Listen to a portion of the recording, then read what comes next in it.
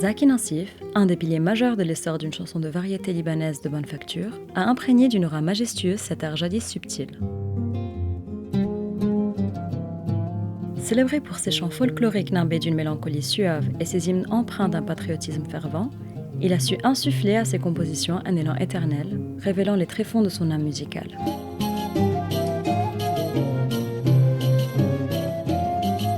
Les mélodies et harmonies tissées par Zaki Nassif, telles des tapisseries diaprées, brodent la trame d'une époque clairement révolue, mais jamais oubliée, où l'art et la passion s'unissaient dans une sarabande enivrante. Zaki Nassif a ainsi porté, à travers son art compositionnel si authentique, la chanson libanaise à son apogée, guidant les rêves et les passions d'une nation, désormais meurtrie, vers des sommets lumineux où l'émotion musicale s'épanouit en une floraison céleste.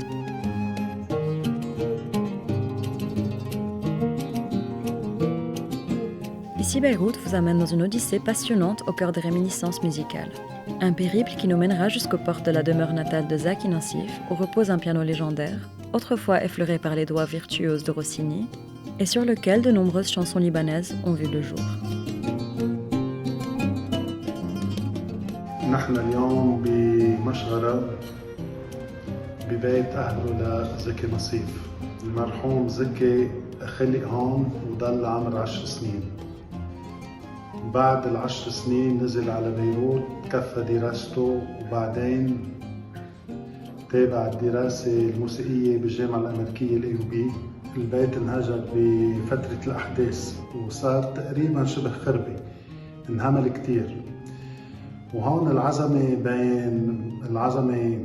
بين الورثة كان في 23 وريث بيجوا بيتفقوا بين بعضهم وبيوهبوا لجمعية أبساد بتترأسها السيدة ريا تقي الدين الدعوق.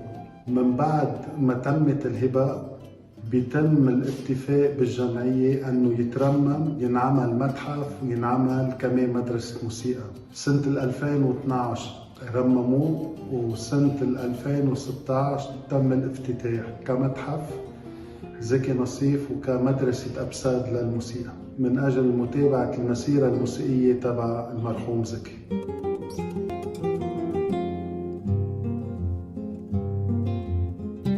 بيانو المرحوم زكي كان يكتب وكان يعزف كان يألف عليه.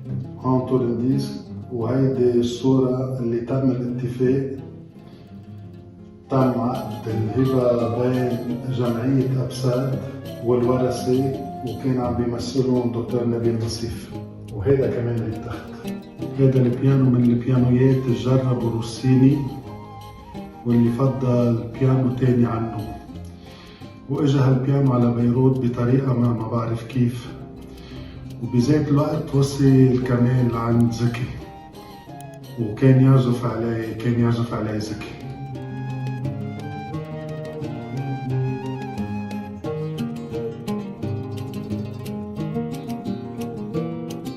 Zaki Nassif, c'est mon oncle. C'est le plus jeune, le benjamin de la famille, qui est composé de 6 enfants, 2 sœurs et 4 frères. Il est né en 1916 à Mashghara et donc en 1920 au début du mandat français, donc la famille a déménagé à Beyrouth. Il s'intéressait à la musique quand il était petit, quand sa maman lui chantait, quand son père lui amenait un phonographe, quand son père lui amenait un oud. Donc, et puis quand il est venu à l'université américaine pour apprendre la composition de la musique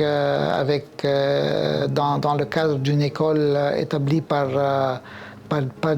des Russes blancs. Pendant la guerre, j'ai vécu avec lui 1 mois donc, dans une maison parce qu'il y avait des bombardements et donc j'ai pu le connaître un peu plus dans un sens plus proche, dans la mesure où il me parlait comment il composait la musique, comment il faisait la musique pour l'armée, donc comment il a fait évoluer la musique. Donc c'était après la Rajaï Ramar Lebnan, donc c'était vers la fin c'était dans les années 90. Il m'a dit une chose qui m'a marqué, c'est que quand quand le compositeur est vivant, sa musique lui appartient, mais après son décès, la musique, elle appartient à tout le monde. Donc ça, c'est quelque chose qui est resté en moi, et à son décès, après son enterrement, je me suis dit que la chose ne peut pas se terminer comme ça. Il faut que la mission de Zaki Nassif puisse continuer,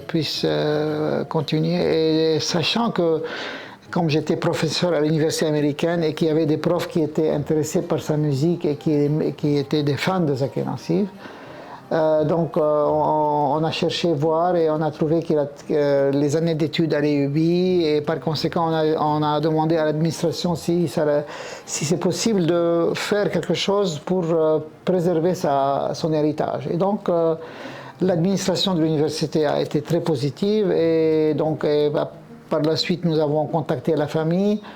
La famille, ça veut dire 23 héritiers de Zaki Nassif, donc il faut voir que c'était une mission presque pénible pour pouvoir arriver à mettre tout le monde d'accord à ce qu'on puisse faire quelque chose pour préserver les archives de Zaki Nassif. On a fondé en 2004, juste l'année où il est décédé, on a fondé le programme Zaki Nassif à l'Université américaine de Beyrouth. Et en 2008, on a pu transférer les archives de Zaki Nassif de sa maison à la Jaffet Library, et ils ont été catalogués dans l'état de l'art. Ceux qui veulent visiter la librairie peuvent se rendre compte qu'on a 52 caissons avec 1100 compositions, plus quelques objets qui lui appartiennent, comme toutes les décorations qu'il a pu avoir au cours de sa carrière. Je n'avais pas d'espoir que l'État puisse faire quelque chose, bien que la loi libanaise stipule que la Bibliothèque nationale, qui est sous la tutelle du ministère de la Culture, doit prendre en charge tous les archives musicaux. Mais malheureusement, cela ne peut pas se faire avec un État qui n'arrive pas à se refaire, à se reconstituer. Et par conséquent, tout revient au privé. Donc nous avons la chance que, comme une institution comme l'université américaine, a tous les moyens de pouvoir assurer la continuité culturelle.